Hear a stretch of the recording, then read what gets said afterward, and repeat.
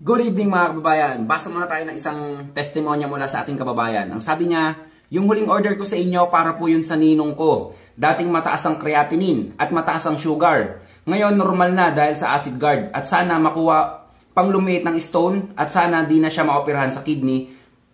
Pero ginhawa siya ngayon. Maginhawa daw siya ngayon. So yung acid guard natin mga kababayan, maganda talaga yung panglinis ng ating dugo. Tamo, kung naalala nyo yung isa nating video noon, merong leukemia yung kababayan natin at lagi siyang sinasalinan ng dugo. Makalipas ang 2 buwan, hindi na siya sinasalinan ng dugo. Pati yung doktor, napatanong kung anong ginawa niya daw, kung bakit luminis na yung dugo niya at ngayon hindi na siya sinasalinan ng dugo. And then sa creatinine, basic lang yan. Lalo na sa blood sugar, basic lang din yan. Lalo na sa mga may matataas na blood pressure, kayang-kaya ng acid guard natin yan. At ang sabi niya pa, sana daw lumiit yung stone at hindi na siya ma-operahan sa kidney. Regarding naman sa mga kidney stone, ang dami nang lumabas niyan. Ang dami nang napagaling ng acid guard na mga bato, kidney stone or gallstone, kayang-kaya yan. Lalo pa kung sasabayan nyo ng ating lunas, yung sarili nating produkto na yung may pinakamataas at pinakamagaling na panlinis ng ating katawan. Ingat kayo mga kababayan, stay healthy. Ako si Chance at ako magsasakang gala.